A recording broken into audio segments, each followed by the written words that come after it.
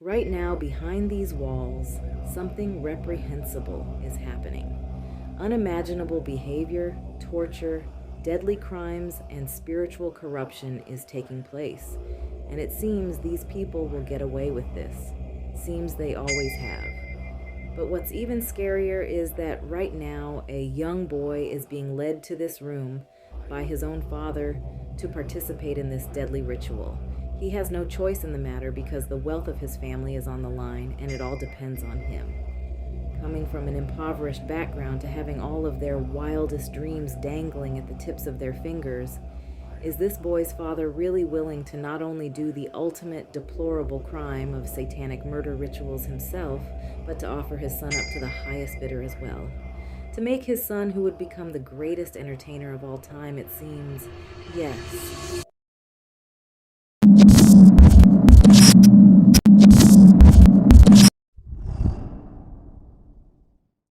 I'd like to issue a warning. What you are about to hear is very disturbing, to say the least. This video entails a very sinister crime that was allegedly committed during what was believed to be a satanic ritual. The man who tells the story, his name is Darren Coobie, and he is the son of Creadel Jones, member of legendary R&B group The Chi-Lites. Supposedly, Darren was 5 years old at the time and was an eyewitness to the horrifying crime that was committed in front of him. This story, unfortunately, consists of great harm towards children and infants. In this video, I will describe the infants as real-life baby dolls. And although I will say to take this story with a grain of salt, which I will explain why later, the imagery and content may be distressing, so viewer discretion is highly advised. For decades, people have been willing to do anything and everything to be a star. We've all heard the horror stories of people who have gone above and beyond to make it in the entertainment industry. Many have starved themselves to look the part, gotten cosmetic surgeries to completely change their ethnic features for the more Eurocentric ones, and the most sinister of all, the selling of one's soul. Now that saying, to a lot of people, is used as a euphemism, as one is willing to do anything to make it. But for some, that saying is actually literal. For as long as people have been trying to make it to stardom, there have been stories that people have literally sold their souls. But the question is, who did they sell their souls to? Some would say to the higher-ups of the business, and others believe that they sold their souls to Satan himself. Blood oaths and satanic rituals in exchange for lucrative entertainment contracts are seen as taboo, but not far-fetched, because some have been willing to do so. We have the most famous case of blues guitarist Robert Johnson, who supposedly made an actual deal with the devil to make all his dreams come true as a famous blues singer, but ultimately died tragically at the age of 27 before he could really enjoy it. Did the devil come to collect? Making bargains with Lucifer doesn't seem too smart, but what's even worse is when you're a child and you have no say in your selling. Many child stars have been offered up to the highest bidder in the industry, and in this particular case to the devil himself. Michael Joseph Jackson, the talented lead singer of child group the Jackson 5, didn't just make it due to his otherworldly talent, but because it seems Satan was knocking with opportunity. And according to insiders, Joseph Jackson opened the door.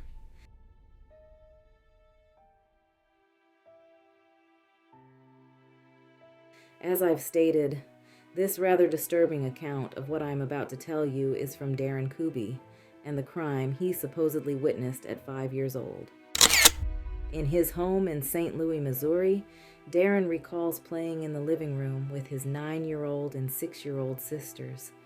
While they were playing, there was a sound from the front door as it opened, and his father, Creadel Jones, came through.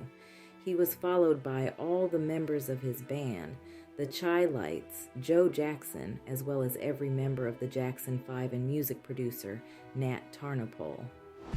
They all headed downstairs and off to a small room that was adjoined to the entertainment room.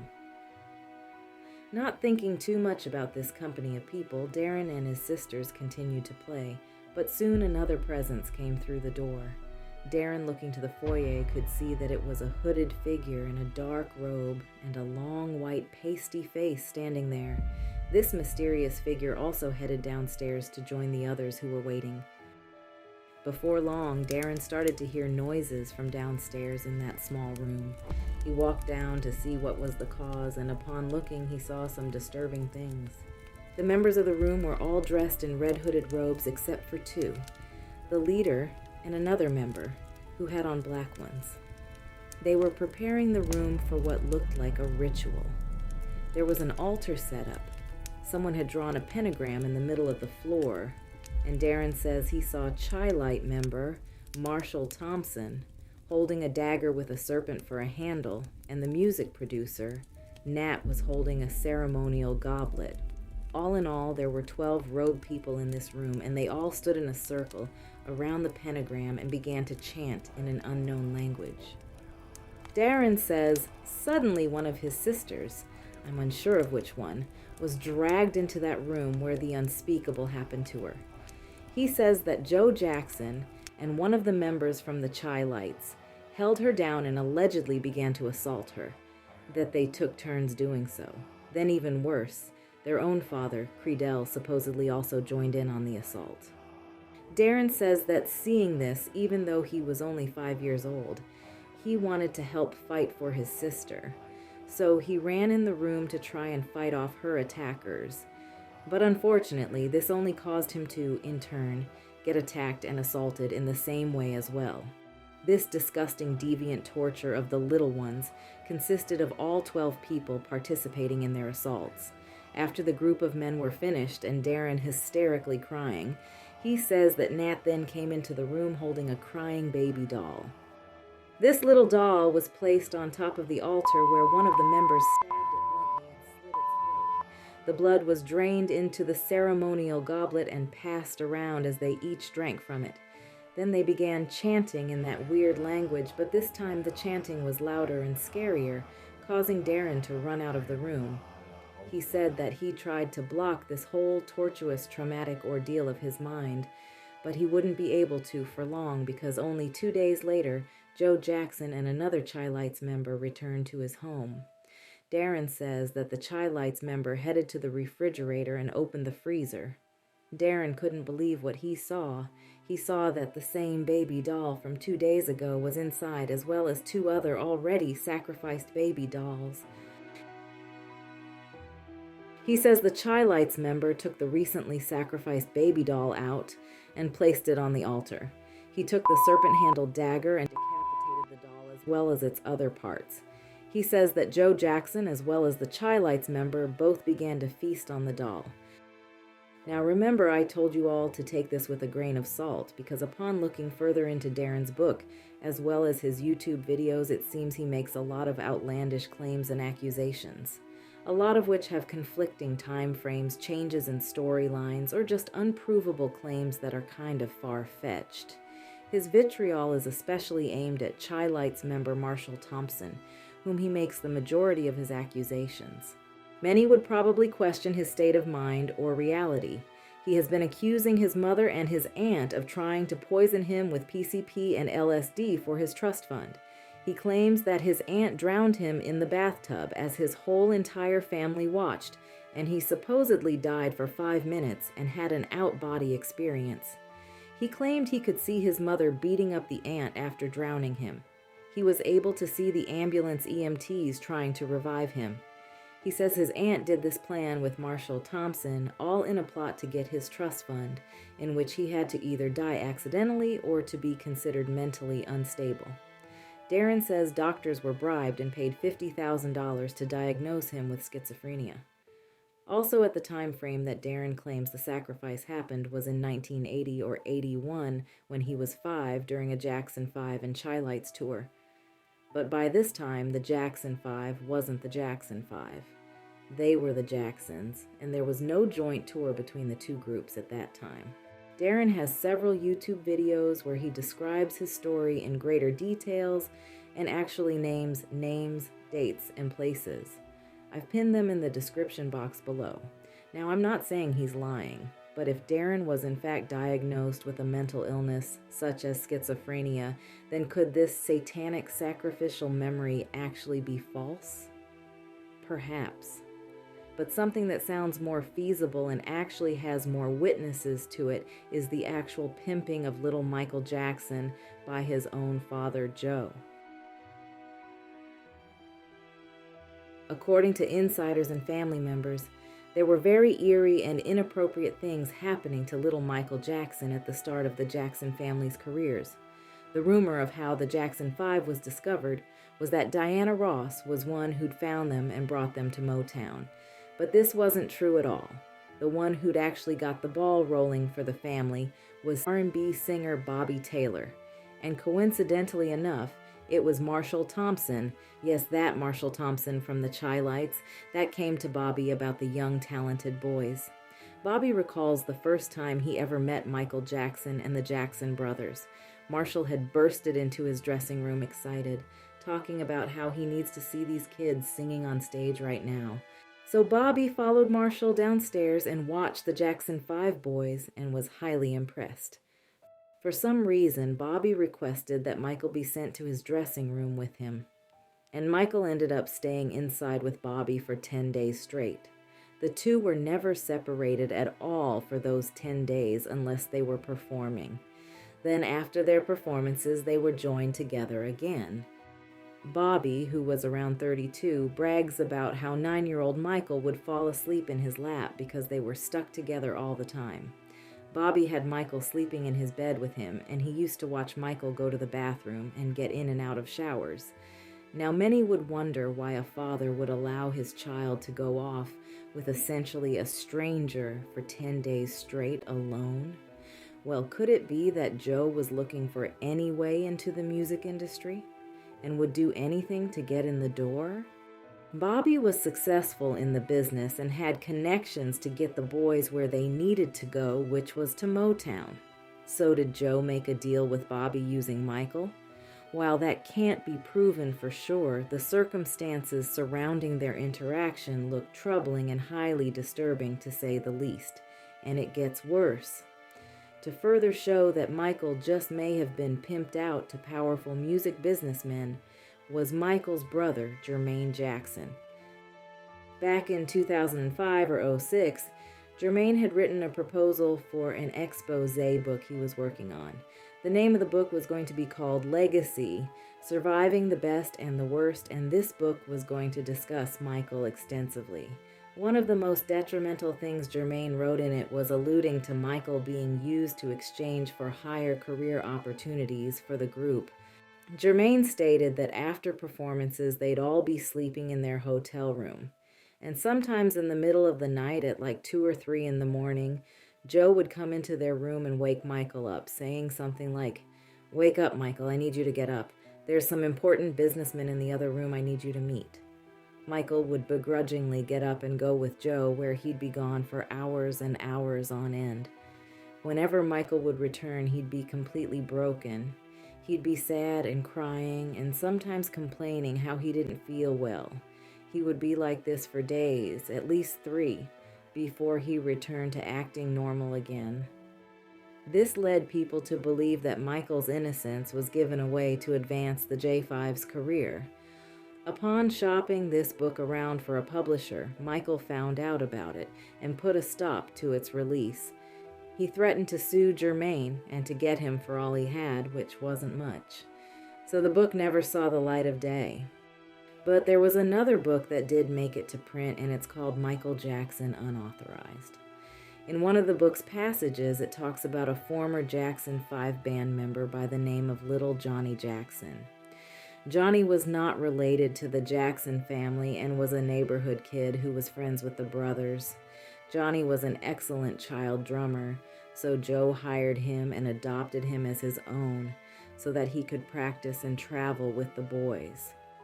When Johnny turned 19, he was no longer a part of the Jackson 5 band because by now the band had split up, so he returned home to Gary, Indiana. When he got back to the old neighborhood, Johnny had revealed to some people some of the creepy things that he witnessed happening to Michael. He recalled a time when he walked in on a 12-year-old Michael standing up unclothed and rubbing against a grown Jackson family member, as well as a grown Jackson employee. Johnny knew what he was seeing was wrong because everyone standing in that room was noticeably standing at attention down below. Another book that made it to print spoke of the evils of Hollywood, as well as the alleged abuse all of the Jackson Five supposedly suffered. There's a book by author Bryce Taylor called Thanks for the Memories, where she discusses different Hollywood activities and crimes. She said she was a teenager at the time when she worked for Bob Hope and accompanied him to the Ed Sullivan Show, where she witnessed all 5 brothers being brutally assaulted. This was for the Jackson Five's very first national TV performance, and here's what she said about the experience. Michael Jackson was just a little boy of 4 or 5 when I accompanied Bob Hope to a place where they were filming up-and-coming talent for television. Bob told me he supported and sponsored the Jacksons, getting them a professional foot in the door. Their father brought the boys in, and I remembered seeing them taken into a side room where bright lights were on. They all had to drop their pants, and before their performance, a big man R-worded each one of them in a lineup. Then they were taken to a different room and dressed in little suits and sent onto the stage to perform. Due to the mind control I was under, I'm not sure exactly where we were, but feel that it was the early days of the Ed Sullivan Show. I watched as Bob shook hands with Ed, and then the Jackson boys went on. They were made into a sensation and famous on purpose so that they could be used in the future to influence large audiences. The Jacksons were hurt. I was witness to their abuse. That first time when they performed, Bob got them onto the show, and then we left in the limo and watched from the television inside. He told the driver to drive around until the show was over. Then Bob told me, "See how easy it is to be a star?" And he laughed and pushed my head into his lap for oral sex. I'd definitely say to take Bryce Taylor's book with a grain of salt as well. She claimed to be under mind control at the time, and she also mistook Michael's age for being 4 or 5 years old, when on the Ed Sullivan Show Michael was 10. But it was still interesting that she wrote specifically on the assaults of the Jackson boys that was going around, and that it had to do with career advancement. Another rich music businessman who had questionable ties to young Michael was that of American-Japanese talent manager Johnny Kitagawa. Johnny was a big deal in Japan and responsible for creating many successful pop boy bands since the 1960s.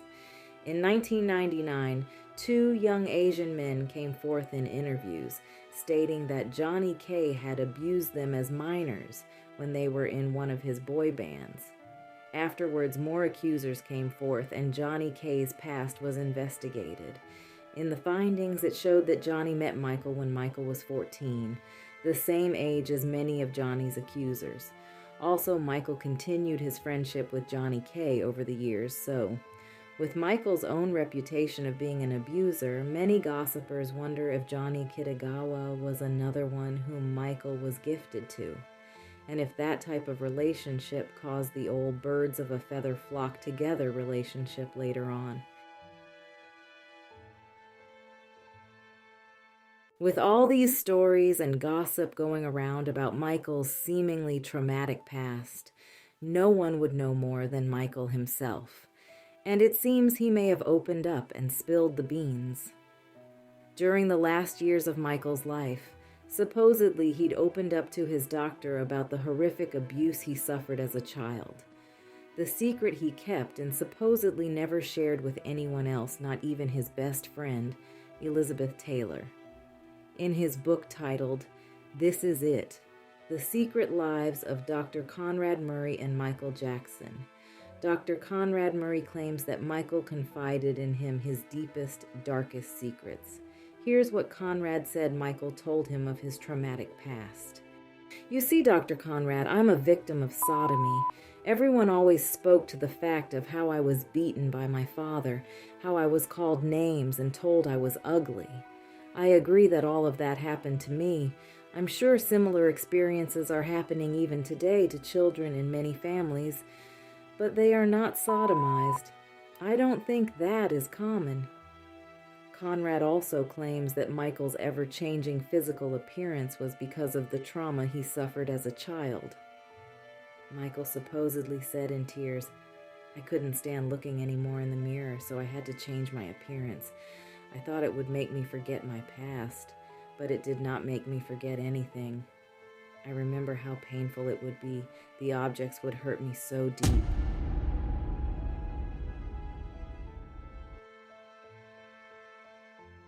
The overwhelming majority of the world will always see Michael Jackson as the greatest entertainer that ever lived. But at what cost? If at all true, his beautiful innocence was destroyed so that he could make the masses of people happy through his art. And it seemed his art was the only place where he could find genuine happiness. So, lurkers, what do you think? Do you think Michael Jackson was actually sacrificed to the music industry higher-ups for career advancement? Do you believe that Darren Coobie was telling the truth about the ritual he witnessed? Let me know down below.